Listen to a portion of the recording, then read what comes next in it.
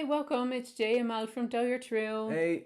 We're really excited to have our third interview with Ryan today and talk about his hikes for 2019. Yeah. Besides diving a bit more into the gear that he used during his hikes, we will also have a further chat about how he built his lifestyle around his hiking passion. Yeah, it's going to be super exciting. His enthusiasm is always through the roof. You can really see that he enjoys hiking very much and that it really is a big passion of Mm, his. yeah. If you like these interviews, please hit the subscribe button and the notification bell below to stay up to date about new interviews that we bring out. And if you haven't seen interview number 1 or 2, we highly recommend watching those, and you can find the link in the description below. Enjoy!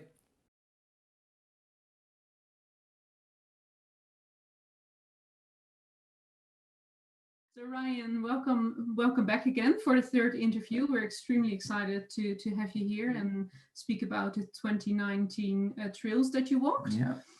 Um, so we're going to dive a bit more into the trails. Of course, we want to hear more about your transition in 2019 as well into more of the full-time hiking life. And we want to dive in more of the practical things today as well as um, such as gear and food and water, those types of things. And Yeah. yeah, really Cool. Well, excited. Thank you so much for being here again. yeah, thank you for having me. It's a third week in a row. I like these morning ones. Get it in the morning, kind of just wake up, and it's nice. So yeah, thank you guys for having me again. It's really fun. I love talking trail, as you guys probably know really well at this point. So yeah, I mean that's a lot to unpack, but yeah, we can kind of just go through it one by one, or most of the time as I talk, I go off in tangents, as you know, as well. So probably one will lead into another. So yeah, kind of point me in the direction of where you want me to go first, and then we'll just kind of move from there. Sure. Perfect. Yeah. So maybe we can start off with a bit more gear. In the first interview that we did, you mentioned that during one of the trails you were sleeping at night and you were licking your face. And that kind of triggered us a bit onto to dive into the gear and what do you take with you, how do you like what do you take with you for sleeping, clothes, etc., and how has that changed over the years as well? Yeah, so like anything, you kind of learn as you go. So it was not instant. It's been changing each year. It seems like every year I'll dial it in a little more and more. So even in the past 5 years, I personally don't feel like I ever get my pack right.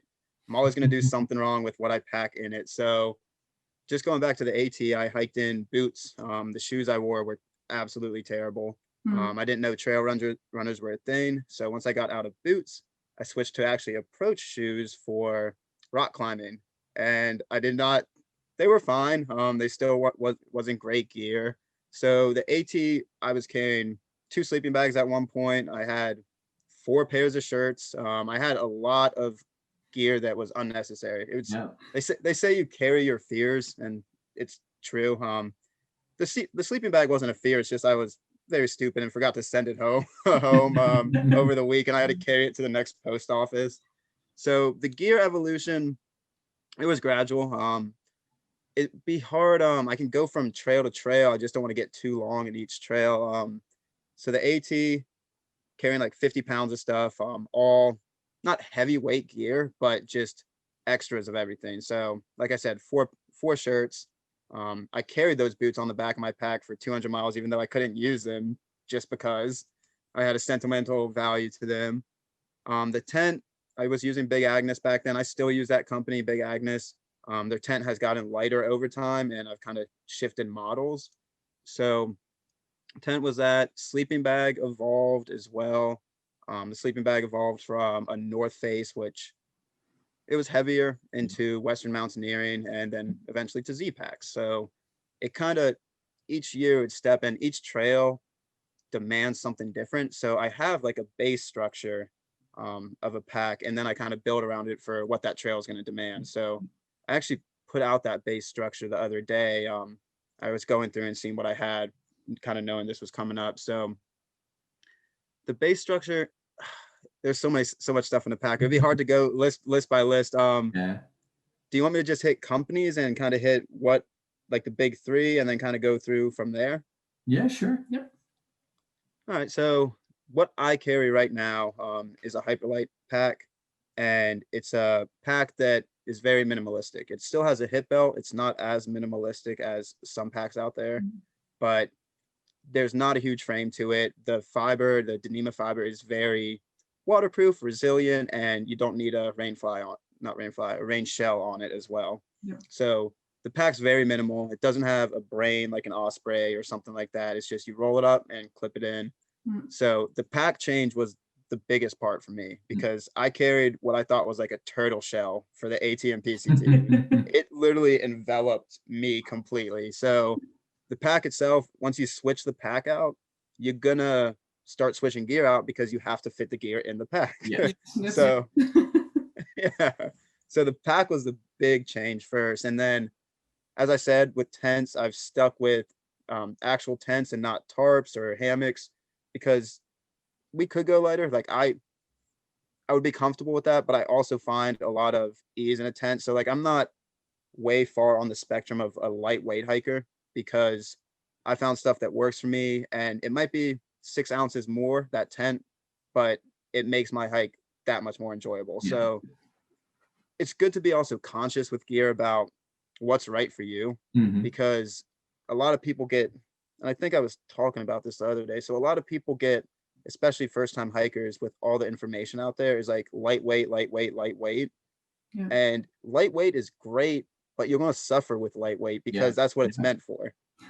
It's meant to push big miles, and you're going to be cold in camp. You're going to be cold while hiking because you don't have multiple layers or you don't have thicker gear. So when people get too hyper focused on the lightweight, especially beginners, they can tend to not enjoy hiking as much as they would if they would have carried that extra gear and I know 2 or 3 extra pounds on the back, but it would transition and they would grow with it and eventually realize, oh, I can let this stuff go, or okay, I still enjoy this type of hiking. I'm going to stick with this. I'm comfortable with those 2 or 3 pounds extra.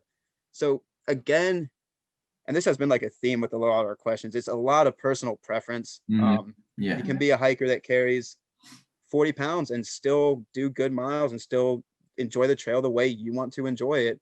Or you could be a hiker that carries 10 pounds and suffer a lot and still enjoy that as well. So it's a broad spectrum. Definitely. Yeah. So on average, I know it probably depends on the trail as well, because like for every trail, what you said, you have a different gear list, but on average, how heavy are you aiming for your pack to be? I'll try to hit that threshold of like 20 pounds.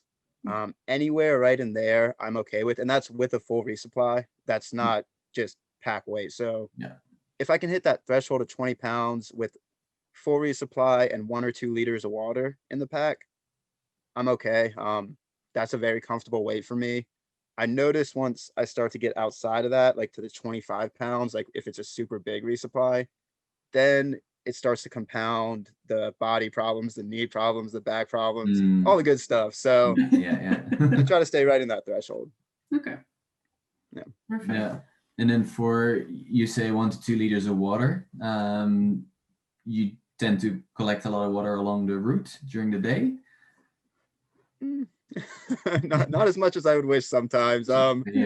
Again, dependent on the section. So there was one place on the IAT, the Ice Age Trail, that the map systems were still growing at that point, so it wasn't really great.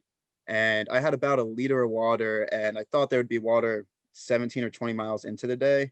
And usually in the morning, I can do about 20 miles on a liter of water because it's not too hot yet. I'm not sweating out yet. If I get out of camp by 5, I'll usually get to that water source, excuse me, around, I don't know, 10 or 11. So also dependent on the miles. But so the mornings I can function on a liter of water for a lot of miles. But in Wisconsin, this water source was not there. And I always keep emergency sips no matter what the water is. So even if I'm really, really thirsty, I'll always have a quarter to an eighth of a liter that I carry no matter what. Like even pushing, mouth is completely dry, stuff like that. I'll still carry that little bit because just in case I don't hit water during that day, I want something to even wet the mouth with the next morning or something like that. So you have to be really conscious. And Yeah. back to that Wisconsin day, there were 20 miles, there was no water, and then it was about 18 more miles to the next water source. So it was a 38-mile kind of waterless section. And near the end of that, with water, you can start, I compare it to like the Tin Man. Like your body starts like cramping and your muscles start tightening and you start feeling creaky. Like, so if you don't put oil on your joints, you're going to start creaking. And near the end of that 38 miles, it hurt a lot. So water, study the maps, be sure, like, and make sure that, especially with these newer trails, not newer, but less mapped and lesser known trails, make sure that if you're reading the topo map or the USGS map, make sure that that blue line that says stream or river, make sure it's not a sporadic one, and make sure that you know for a fact that there's going to be water. And if you don't know for a fact, carry extra water. Yeah, no, definitely. That definitely makes sense. Yeah. There's been so many times that, and I personally do this, and I know it's a bad habit, and I try to recommend not doing bad habits, but personally, I will see a great water source, and if I already had water 5 miles ago and I know there's water in another 10 or 15, I'll carry less water than I think I'll need because I think it will push me to that next water source to go faster and to get there quicker. Terrible habit, and it's messed with me many times. So don't do it, but it's something that's gradually I'm trying to break out of that habit. Yeah, I can imagine for sure. So, because it was quite a big year, especially compared to the year before where you then only did the CDT. Well, only, it's still a nice achievement for sure. Good trail. But you went from, like you mentioned, the kind of crisscross across Australia. How did you plan? America, sorry. How did you plan your 4 trails? To do it in that order? Yeah, kind of bumbled into it. I based it off of the PNT, the Pacific Northwest Trail.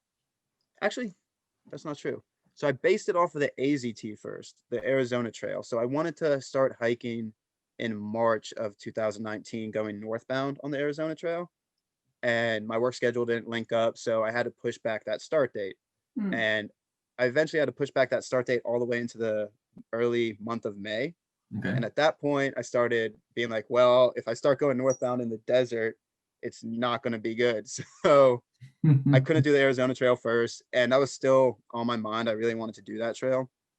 But then I'm like, okay, I'm going to build it off of the Pacific Northwest Trail and then start playing around with other trail systems to puzzle in. Because there weren't really, besides the NCT, there weren't really big trails that I hadn't done yet that would consume months of my time. It would be like a month here, a month there, 2 months there. So I started building around the PNT, and the Pinhoti Trail was actually close to where I was. So that was, and the PNT you can't start until mid or late June because of snowpack. Yes. Yeah. So you got to wait for that season. And I was ready. I was ready to hike. I was ready to hike in March, and it was already May. So I'm like, I just need to get out, get some miles. And I knew the PNT because the PNT, there's a fact out there. I might not get it right, but the PNT compresses like the CDT, the PCT's elevation gain into 1,200 miles. So instead of that elevation gain spread out over 26, it is very steeply up, very steeply down on the PNT. Wow. So I knew that was coming. So I'm like, okay, I need to get some miles in beforehand. So hopped over to the Pinhoti, and I was able to gradually do that. I wasn't pushing too hard over there. I was doing 25s, 30s, kind of right in that ballpark just to get acclimated again. And after that, I had about 5 days off of that trail system to get ready and head out to the Pacific Northwest Trail. Oh, wow. And then Pacific Northwest Trail came about, and that's one of my favorite trails. I mean, it is epically beautiful. Okay. Yeah. In what way is it epically beautiful compared to some of the other trails? So with that straight up, straight down, instead of, so like the Pacific, not the PNT, the PCT and the CDT, you're going south to north or north to south. Yeah. So you're hopping on a ridge line and then you're continuing on that ridge line. Yeah. But with the PNT, you're going east to west or west Mm. to east. So you're going straight up that mountain and then straight back down into the valley. So you're doing mountaintop to valley, mountaintop to valley. So it's like a really cool roller coaster. And Yeah. you're not staying in the same mountain range. So you're also changing environments and ecosystems really quickly. So when you get to the top of that one peak, we were in Yak somewhere, and Yak is Montana, I believe. So it might be Idaho. It's like right on the border of Montana and Idaho. And from this one peak, I'm not going to get the name, but this one peak, you were able to look out and see the entire valley before you, and you were able to see your next 3 days pretty much, which was really cool. Yeah. And then with that being a lesser known trail, that trail system, when you're out there, is way more wilderness. You're doing way more bushwhacks. You're picking your route. There's a alternate called Lion's Head alternate, and you have two choices. So you either do an alpine bushwhack, which has like class 3 scrambling and really steep cliffs, which not a giant fan of the steep cliffs, or you go through the entrance to what we call, like, I don't know a synonym for it, a bad place. So you go through a bushwhack that is like so thick that you can't see anything. You're just covered. It's like bushwhacking in a rainforest, which not great. So you either do that or the high route, and the high route was just, it was magnificent. I mean, the route you got to pick, you saw a mountaintop about 15 miles in the distance, and you just had to connect these other ridge tops and mountaintops to get there. And it's just, it was a challenge every day, but it was like a beautiful challenge as well. Wow. I can imagine, for sure. Yeah. So you did not get lost? I get lost every day on trail. Every day. No matter the trail. Yeah. Yeah. Well, at least you find yourself. I like it. I do. You do find yourself out there, and you got to get lost to do that too. And we continue to walk in the right direction, but I don't know. We fumble around and just see where the trail takes us. So yeah, we get lost very frequently, and Magpie tries to stop us from getting lost, but we've told her, like, you can't really get lost. Like, you'll get there eventually. You just went the wrong way for a little bit of the time. Some extra miles. Yeah. And there's a saying that goes, it's like, so Magpie on the PNT, she would follow me because I looked confident about where I was going. So like if we got to a junction, I'd be like, oh, of course it's this way. Like without looking at the maps, I'm like, it makes sense. They would put it this way. And so she did that for about 2 or 3 times and followed me.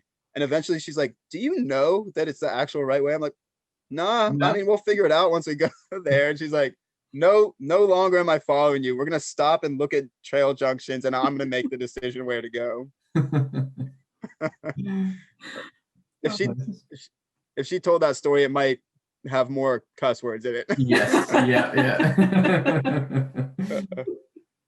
Oh, I can imagine. Yeah. So, and then after the PNT, you went on to the Ice Age Trail? Yeah. I could touch on water on the PNT if you guys wanted to. Yeah. I got cryptosporidium out there. So it's not the weaker version, but that's what people say. So like Giardia and cryptosporidium, they're very close together in the family. And I actually got it the last 4 to 5 days of trail. So I drank unfiltered water from a hot spring that people bathed in. Okay. Absolutely terrible. Yeah. It's not like I purposely went to that hot spring and did no filter, no problem, because it was a giant problem, but it was in the Olympic range, and we had to walk this kind of twisting trail up to get to Apple Pass. And this twisting trail, it looked like there was a spring coming out of the ground. So it looked like there was this water bubbling out of the ground. And as I started switching back up, I'm like, I'm passing this stream every single time. And then I saw a trail sign that pointed to a hot spring. And I'm like, that's not good. So I drank hot spring, or what I call people juice, because they're just stewing in that hot water. And Yep. my body absolutely hated me for the next 5 days. And this was the last 5 days of trail. So I was already emaciated. I was already like 160 for what my frame is really small. And within those next 5 days, I lost another 15 pounds Wow. that I just I couldn't eat. I couldn't drink. I had a sip of water a day because every time I put something into my body, it would start to react and it would just be, it was a really difficult experience, but we still pushed to the end and finished it up. But there were a lot of pit stops towards that, towards that I end of can the trail. imagine, yeah. Did you have to recuperate a bit afterwards before you went on to the Ice Age Trail? So once I got off, there's a place on the PNT called Happy House. And Happy House are these amazing trail angels that live in, not Port Angeles. It's one of those coastal towns. And I'm sorry if they see this, that I'm not remembering that town. But it's called Happy House, and like every hiker knows it, and it's an amazing spot. And Magpie actually had stored her van there for while we were hiking. So we had to go back there anyway to go pick up her van to travel towards Wisconsin. But we ended up staying there for 2 days. And especially with this trail and like most trails, you're gonna have that adrenaline high once you finish for Yeah. the first day. But quickly after that first day, like all, because it was Cy, Magpie, and Hardy wasn't too far behind us, but all of us like felt under the weather. Like we felt sick because all of a sudden, sickness outside of the crypto, like all of a sudden our body just got depleted like of all the adrenaline. And it was just, we had been pushing ourselves super hard on the Pacific Northwest Trail, and it was a hard crash. So Yeah. there was about a few days in there of recoup, and then we started traveling out towards Wisconsin. Yeah. Was that the first time that you really experienced that? Like the major That, journey and feeling so unwell?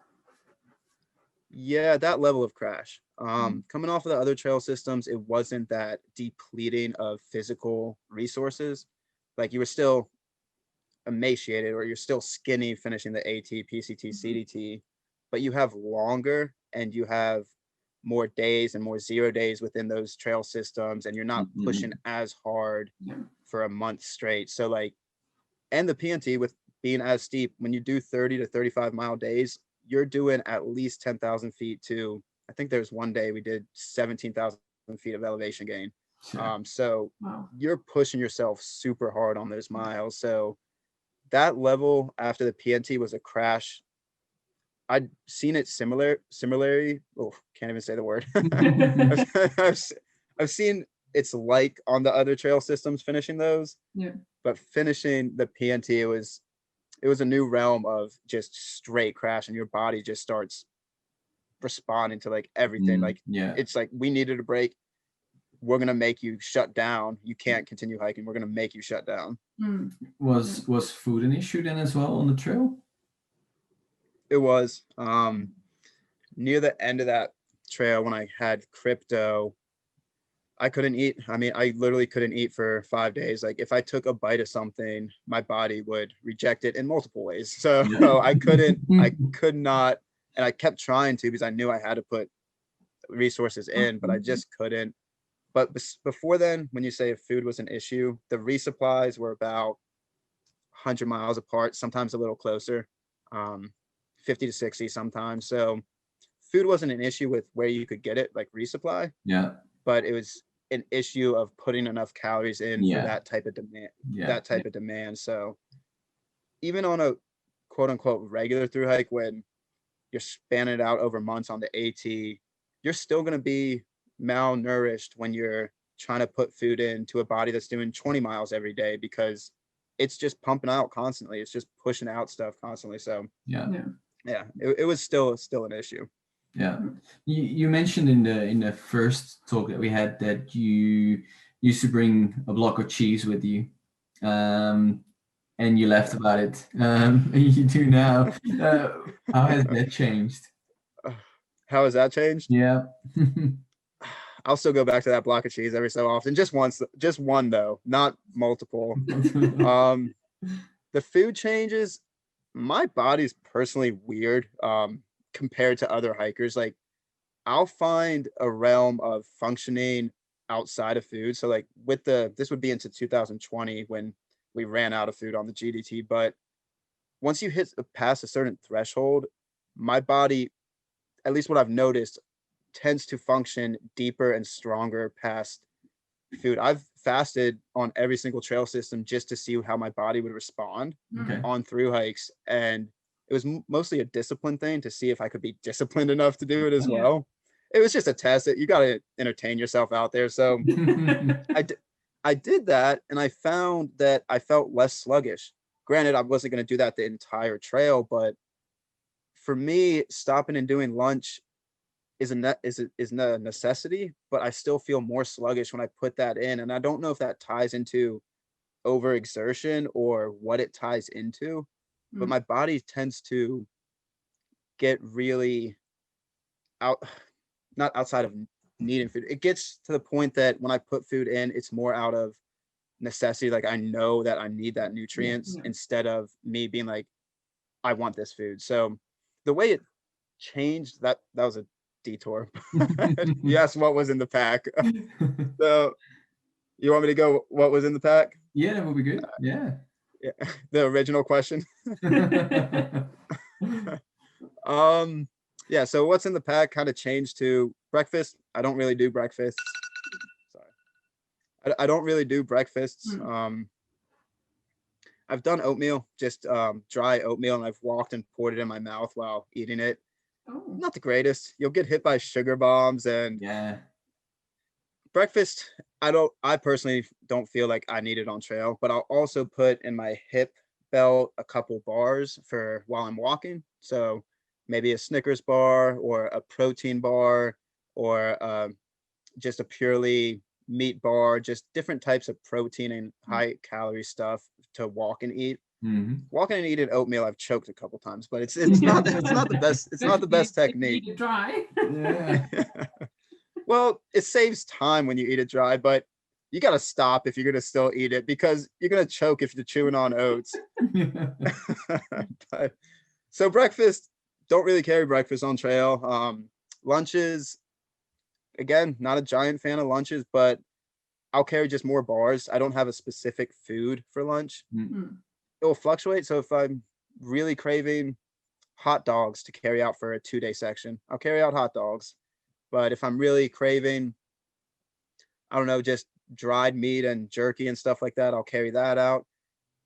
It's mostly bars. Like it's just mostly protein bars, and then high caloric type of nutrition bars. And then also there's a company, what's it called?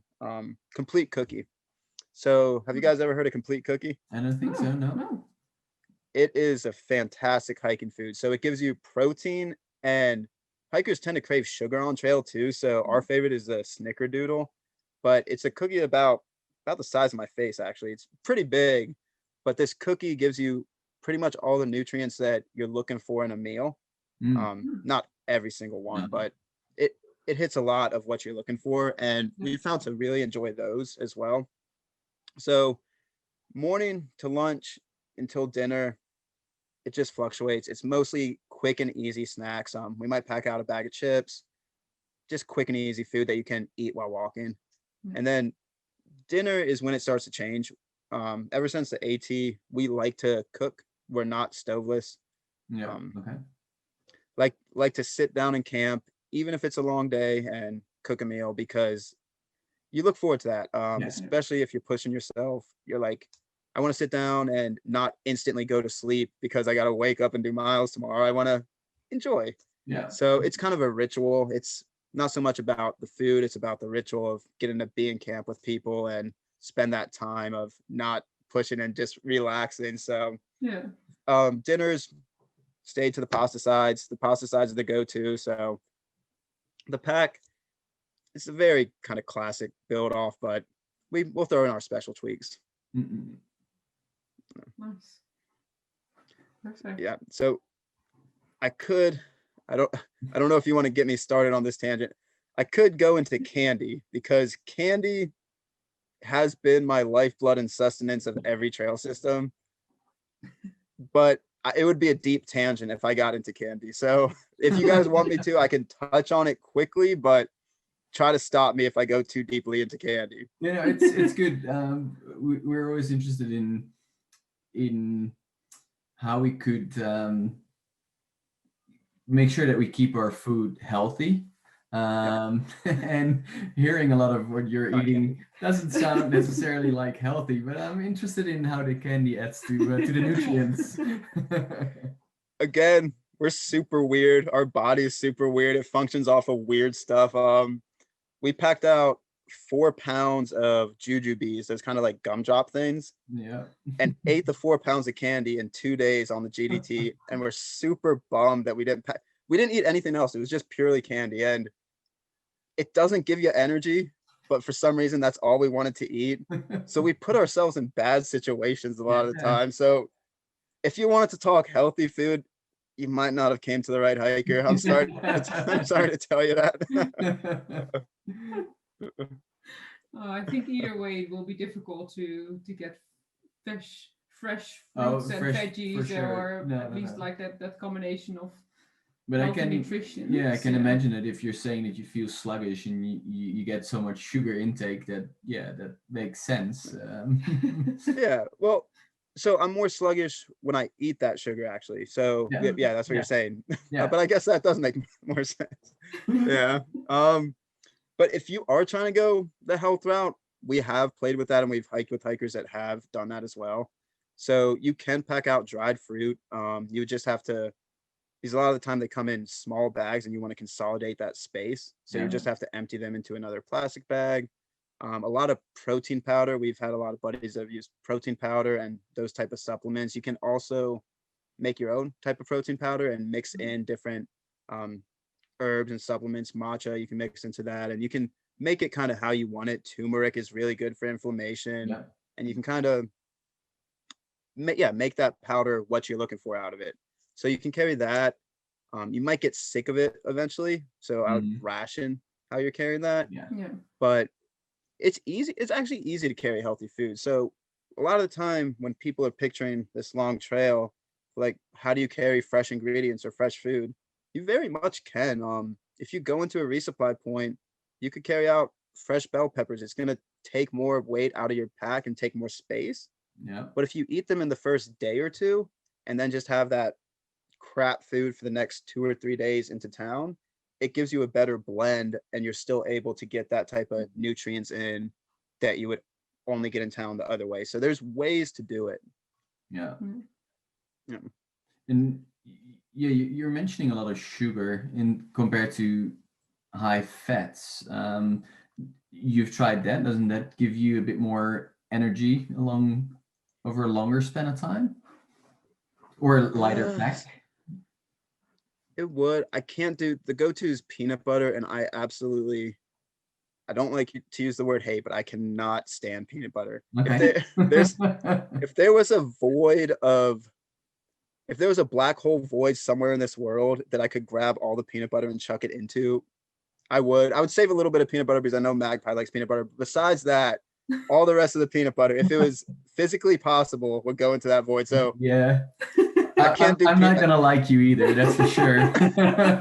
You're a big peanut butter fan. You're a big. I'll keep some for you guys as well. Then you're a big. Okay, so that's where you're getting the fats from and all of that. So yeah, can't do that type of butter, almond butter, peanut butter. No. So with high fats, we've experimented with it. It doesn't personally work for our bodies. A lot of people's bodies it does work for. So it's just finding what works best for you. We're able to function off of what we eat, but I guarantee Magpie's tried to function off of what we have ate as well, and she has been not detrimental, but she has been absolutely blown away on trail. Like, she's like, how do you actually walk? So it depends. It depends what your body works off of. So high fats, you can get that in some nuts. Like, we won't eat peanut butter, but we'll eat bars with nuts in them as well. So it's, and when I say bars too, that kind of throughout the day, I might eat 15 bars throughout the day. I don't have a specific lunch spot, but I might have a bar in the morning. I might have a bar an hour or two into the morning. It depends how hungry I am. Yeah. And it depends if I feel like I need to fuel the body for a hard day. And then at lunch, while I don't have specific lunches, I might have more bars than I would if I'm just walking and eating one. I might have 3 or 4. So it's just consistent fuel throughout the day Yeah. instead of breakfast, lunch, dinner. Yeah, no, for sure. Yeah. And candy. And candy. Yeah, don't forget that one. What's in between? Yeah. Sorry. Yeah, sorry. I told you that might have been a little bit of a tangent. All good. And you mentioned a couple of times the resupply of food and, well, probably mainly food and candy, I would assume. So how do you arrange that beforehand? How do you organize that? Again, contingent on the trail system. Yeah. So AT, you don't have to. You just walk into town Mm. and there's going to be a grocery store. There's going to be something open because the towns are starting, their economies are, a lot of time, these small towns are economies from through hikers on the Appalachian Trail. So Yeah. don't have to do it there. PCT, you might have 1 or 2 that you should send a Dropbox to because the hours of the town are weird. Like Shasta, you can send a Dropbox there. CDT, again, a few drop boxes in key locations.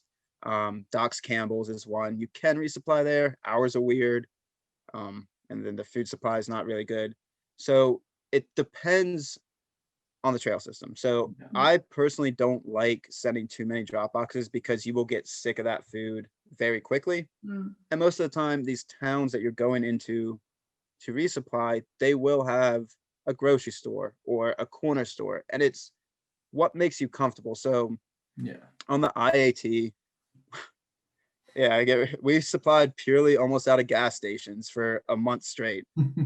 Not super healthy, pennies, but for sure. Yeah. oh, it was so bad. It was, we felt so sick after that. It was terrible, but we wanted to go fast. We didn't want to spend time in town, so we would walk in, hit the closest thing was a gas station, go there and resupply for the next 2 or 3 days. So it depends how healthy you want to be. So if you are okay with resupplying from gas stations, which is a lot of the smaller towns, might be a gas station or a little small corner store, you can get away with it. But if you want to eat healthier and eat better caloric food, you might have to send more boxes. So very contingent on the trail system again. Yeah, definitely. Yeah, that makes sense. And maybe a bit of a different question from the gear, but how do you organize your transport around the trails? So to and from the trail systems? Yeah. So 99% of the time I will fly to a town. So let's see, AT, I drove to the start. I had a friend drive me to the start of the AT because it was close by to where I lived. It wasn't across the country.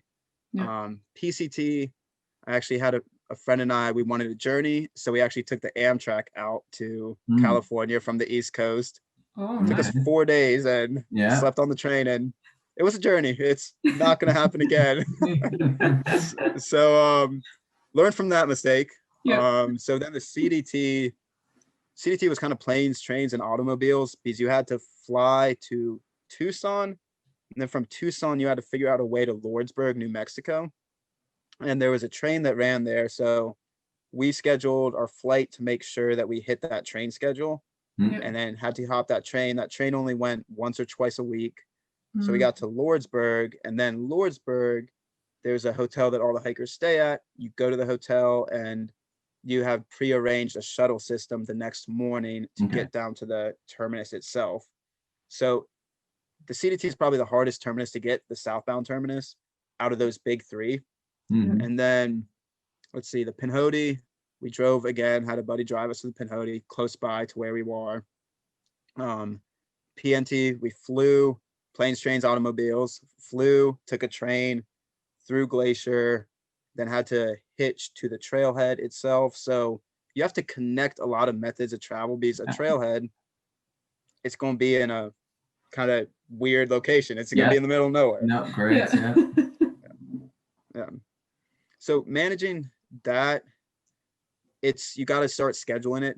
You got to start scheduling it maybe a month out. I wouldn't get too crazy with it and start scheduling all that travel a full 6 months out, because life changes and all of that stuff. But Yeah. you start having to hit the dominoes in the correct order, because unless you want to stay in that town for an extra 2 days and spend part of your budget on a hotel room there when you could be hiking, you have to make sure your plane lines up with the train, your train lines up with the hitchhike, your hitchhike lines up with the ride. So it's dominoes getting to the trail systems itself. It's easier to walk than it is to get to the trail system. Yeah. Oh yeah, that sounds like a real challenge. But yeah, Yeah. part of the journey. Part of the journey for sure. Part of the It experience. is. But yeah. And along that too, a lot of the time when you're traveling there, you can pinpoint other thru hikers. Like on the trains, you see a person with a pack and you're like, I know exactly what that person's doing. So you start to chat with hikers before you even get on trail, which is super fun. So it's sharing in part of the journey. Yeah. And do you then come across those people again on the trail, or not that often? It depends. Every so often, it's all about pace. So yeah, that's true. On the CDT, somebody that we sat with and talked with on the train, we actually roomed with that night. So we split costs with the hotel. And then we wanted to hike with them. They seemed like an awesome person, but they were looking for a different type of hikes, and that's super okay. It's just fine. They dropped back into their pace, and we opened up into ours. PCT, same way. We kind of bounced around these few that we had seen on the train for a week or two, and then they wanted a different hike. We wanted a different hike. Paces switched. It's hard to specifically, unless everybody is, let's say it's hike your own hike, and everybody wants to do what's right for them. So unless you're going out there with the same mentality, you're going to find the person that's doing your pace, but the chances of finding that person on the train ride out there may be a little bit slim. Yeah, definitely. Yeah. Makes sense. During our previous talk, we talked a lot about how to get Ryan and Constantine closer together. You said that was forming in 2018. So what steps were you then taking in 2019 during all the trails, or in between, before and after, to get the two closer together? So I love telling this story. It's kind of the origin story a little bit. So in 2018, when I got off those trail systems, as we had talked about, I wanted something different. So as I was going into 2019, I was on a lot of trail systems, and I was kind of thinking about where this life was going and what I wanted out of it, and to get those meshed together. So every hiker, it's kind of a story as old as time. Every hiker starts thinking about gear. They start thinking about, what do I do with gear? How can I make it better? What's worked for me? What can I see different that I could make for other people that could work for them as well? So I started playing around with gear. I started really kind of dissecting every piece of gear that I wore, seeing what I would change differently. And I kept coming back to the theme of, but the shorts and the pants, they always mess with me. Like my miles would always get contingent on chafe, and like really bad chafe. Not so much as I got into a stronger hiker, but there were days that couldn't go farther because it just destroyed my lower half of my body. So I started really diving into that, and it kind of fell into my lap. So I had this connection out in Montana, and he was an older man, and he owned this small outdoor company that had been in business for 35 plus years, and he was looking to retire. He really enjoyed what he did, and he made quality products. So I skipped ahead. So going into 2019, I had been looking for a different pair of shorts and stuff like that. So he had no promotion. He had kind of no gimmick of buy. It was just like, you want this? You got it. You don't want it? Oh, well. So I'm like, that's super cool, because all these other shorts are like promoting grizzly proof, so, like all these type of mountain lion proof. So we got them. And throughout that year, like it was PNT, AZT, IAT. That was kind of everything you could throw out a pair of shorts, not even a pair of shorts, but any type of gear. I mean, you were throwing heat waves of Alabama at them. You were throwing snowfields of Montana, scree fields of Idaho, the rainforests of Washington, the coarse, dry deserts of Arizona. And then you were throwing in Wisconsin, the bogs and the rain and the super record wet. So you really were throwing in kind of all the environments at them. Yeah. So that one pair of shorts that I had got from him lasted that entire time. And I still have that pair of shorts and it didn't break. And if any other short I'd used over the past years would have had broken at some point in that time. I mean, we had to walk into one town with a giant hole in a very inappropriate place in our pair of shorts on the CDT from the Gila. So we saw that this was working. Like it was comfortable. It wasn't breaking down. It was super durable. We glissaded on it. We did everything with those pairs of shorts. So we saw it was super durable. So as the year progressed, we kept feeling him out more, getting into more talks about what that transition would look like, if he was really interested or if it was just him talking about selling that company. Yeah. And he's like, yeah, I was still very interested. So it was a lot of communication on trail until I finished up all the trails, and I reached out to him and said, hey, I'm done. If you really want to try to make this work, I can head out to Montana and we'll see what we can do here. So I was on a flight out to Montana after finishing all those trails up within 4 days, and met with him. Super cool company, super cool guy. We were looking for different things. So he was looking to continue to be a part of the company. And while great, it would never have been that type of separation. So it never would have been purely 11 skies. It would have been kind of intermixed. And it's just, we weren't looking for that. Couldn't settle on a price. But I was out there for a week and a half, and he had a great product that I kept telling him I loved immensely. And I really think other hikers could benefit off of it. So I didn't want him to feel like I had wasted his time and him the other way. So we started talking. I'm like, I don't think I'm going to go in the direction of the company, but how would you feel about selling me the pattern to the shorts and the pants themselves? Because that's the product that drew me in. That's the product that really made me passionate about this type of gear. Yeah. And so we were able to settle through that, about a week and a half through that. And that brought me into owning patterns to shorts and pants that I now didn't have a manufacturer, didn't have a creation. So now I had to go through the process of making that 2D pattern into a real physical object. So that's kind of what brought me into it. And it's a long story, but it wasn't just getting off the trail that brought me there. It was like every step along 2019 was being in town, shooting off text to him, calling, making sure I was feeling out and making sure this was something I was passionate about, the product itself, and making sure he was also willing to entertain the idea of when we thought I was going to buy that company, selling that company. So it grew into that as well. Yeah. And have you now succeeded in making it in a 3D model? I have. So we're actually in our second production run now. We were able to get through our first production run pretty smoothly, and it's like anything. It's while you learn it, the production itself was an absolute headache. We had a lot of roadblocks to get there because we wanted to keep it as true to the product that we loved the most. So we didn't change anything. We used the same material. We used the same trim. We used everything the same stitching. And a lot of companies would push back on us for trying to use that same stuff. So we're like, until we find one that does use the same exact quality, we're not going to compromise. We're going to make sure that it's what worked for us and hopefully will work for other thru hikers. So we were able to go through the first production run and sold through a lot of those. And we're now hoping to get the second production run out. We're currently in it by February or March. So we'll have pants on that product line and a lot of more shorts. So we're hyper focused on pants and shorts right now, but that's what worked for us. And that's what we're passionate about.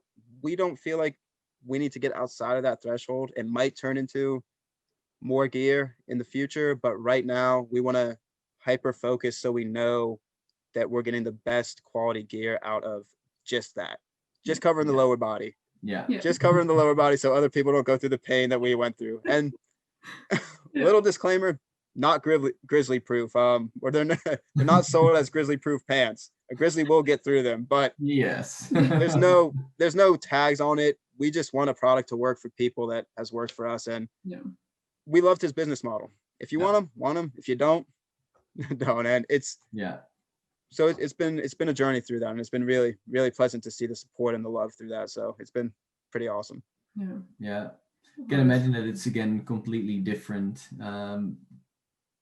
building a company versus hiking and enjoying just the activity. Probably then again a steep learning curve, even though it's completely related to the products that you love, that you've used.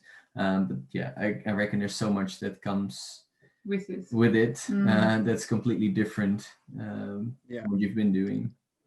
Yeah, so I like that you touched on that. So I actually wrote an article 3 or 4 weeks ago, and it was kind of bringing up to 2021 that all these years prior, and I use heavy metaphors and heavy similes a lot of the time, but like all these years prior, it feels like I had started to really understand the language of trail, and that means any trail system, the community, and it felt like we were able to have this interconnected language between the both of us, and we feel like that's going to be the same in 2021, but it's also going to be different because having this company now shifts a lot of stuff. So going into trail towns, we're going to have to make sure everything's up and running smoothly, and a lot of our focus is going to be on how to do this correctly. So it's the trail, but it's also the trail in a different context. It's in the trail, and we wanted to mesh our work and our play, and we're fortunate and blessed enough to be able to do that, but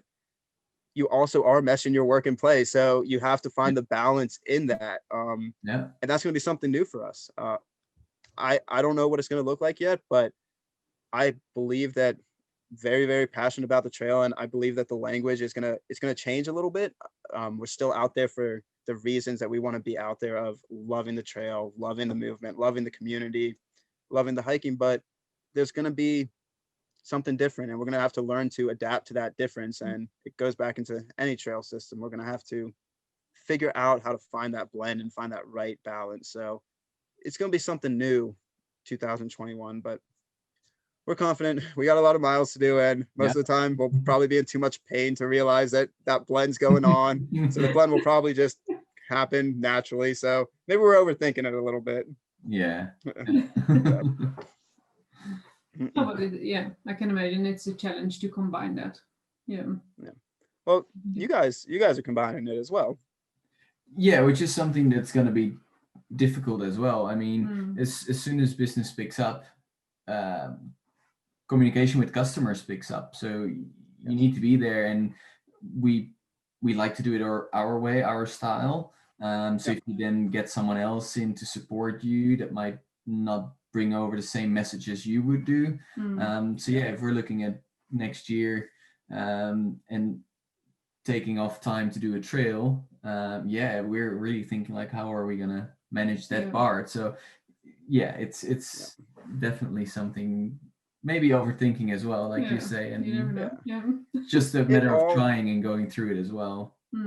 It's all working it out. Like I have the same exact worry about getting somebody might run it a little bit differently, and we've had help along the way, and Magpie's been a big help, and there's been a lot of help from friends as well. So we have other people working with us, but a lot of the time it feels like it's not done the exact way we want. And that's part of owning a small business, is that's a big part, is letting control go to the point that you have to trust the people around you. You have to trust that, hey, they might not get it 100% of exactly what I'm thinking, but they're going to do their best, and they're going to get it 90% of the way, or 95. And you have to be okay with that 10 to 5% of difference, because at some point you got to let it go. And it's overthinking it, like you said. So maybe you guys will step out on trail and just figure, hey, it's working out, but do the necessary steps, of course, to get there. And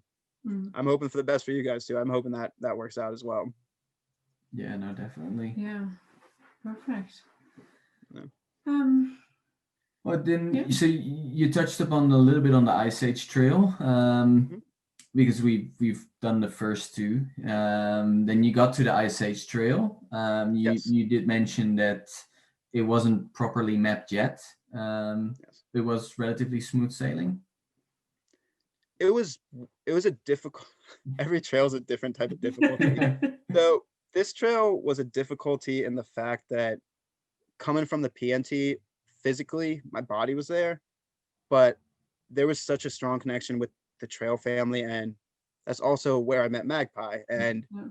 our relationship was really just growing at that point, and then we had to separate. So there was a lot of missing each day, and like a lot of longing in each day of, hey, this is kind of where the paths had to go for this point, but it was mentally more difficult than it was physically. So the Yeah. Ice Age Trail took 36, 37 days with zeros. So most of the time we were hovering right above the 40-mile mark every single day when we were walking. So physically, there were moments it cramped up, it hurt a little bit, but it was more a mental struggle than any other trail we had done, because that trail also we did by ourselves. All the other trails we had trail families, we had a community around ourselves. It being a smaller, not a smaller trail, and being a lesser known trail, Yeah. people didn't know what you were doing. You would walk into these communities and they would see a dirty hiker and not think hiker. They would think something else. So it was a huge difference. It was having to find that mental reserve strength to get there every day and find that motivation to continue to get after it, and know, looking down the barrel of a full month of being cows, corn, and mosquitoes, what we called it. So just that, we started talking to cornfields, and thankfully they did not talk back to us. That would have been time to get. That would have been what it would have been time to get off trail. So Sure, yeah. Not sure so we what kind of started. you were taking then, but yeah. Yeah. So we just started having fun. We would smile as we passed cows. We would entertain ourselves out there.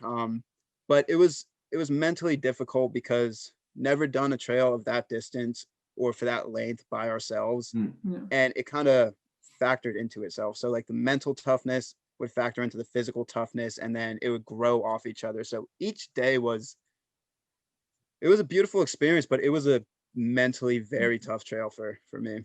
Yeah. Okay. Did that carry on into the Arizona Trail? No. The Arizona Trail, I had friends to kind of shoot the crap with, and suffering is okay when you're sharing the suffering. And so also the Arizona Trail, different context, wasn't going after 40-mile days, sat back into 25, 30 years. And it was a trail family from the PNT. So it was Cy, Hardy, Magpie, and me that when I did the Ice Age Trail, they kind of went different places for a month, and then we all met back on the AZT. So it was a trail family we knew, got along, did good miles together. So I was super gung-ho about that. I was, of course, excited to see Cy and Hardy, but really, really excited to see Magpie and see the relationship continues to grow. And we'd been in contact the entire time, and AZT was a completely different experience. That was a really good capping off to 2019. If we would have finished up the IAT and that would have been end of hiking season, it would have been a really difficult mental shift. When we finished up the IAT, again, we were emaciated at 150, rib and bones, and it would have been a very difficult mental shift. We started when we went to the AZT, started gaining weight again. Actually, on a through hike, started gaining weight because we were so emaciated on the IAT, and started just to realize that hiking season was coming to an end, and sharing in the moments with trail family and the people we love. So it was a really nice cap off to the year. Yeah. And it was a trail that you really wanted to do. Did it live up to your expectations as a trail? Yeah. Pacific Northwest Trail and the Arizona Trail are two of my personal favorite trails that I've personally done. They are absolutely beautiful. I love desert hiking. I'm also biased towards desert hiking, but I absolutely love the Arizona Trail. Grand Canyon, the Mongolian Rim, the Superstitions. It's epically beautiful. I love desert hiking, so definitely lived up to the expectations. Oh, perfect. That's good. Yeah. Yeah. Would have been a bit of a shame that you looked forward to starting it, then you had to end with it, and it would be a bit of a flop. That Yeah. great that Well, at wasn't least the you had a case. good experience with Trail Family, and Yeah, and you had that definitely. experience, but it would Yeah. have been a pity Yeah, and if the it's trail itself wasn't living up to the Yeah. expectations that you had. But yeah. yeah, Mm. and it's amazing how it works out because that Arizona trail, I personally was supposed to do it northbound starting March, but couldn't. So they're just saying the trail provides by pushing that out, and instead of doing it northbound in March and doing it southbound then in November, I got to meet the people I got to meet along the way and enjoy that Yeah. life and that experience where it brought me. So it's the trail provides, and it provided just a beautiful year in 2019, and all those trails were awesome. And of course, meeting Magpie was the luckiest of all, and Yeah. being together with her through those moments. So Yeah. it was an amazing year. Awesome. Oh, beautiful. Yeah. I think that's a beautiful point to finish. To or finish to close. this one, yeah, definitely 2019. Yeah. Yeah. We hope you enjoyed that interview as much as we did. And if you have a story to share yourself, please make sure to contact us via contact@tellyourtrail or leave a comment below. We can't wait to hear from you. Be adventurous. Be adventurous.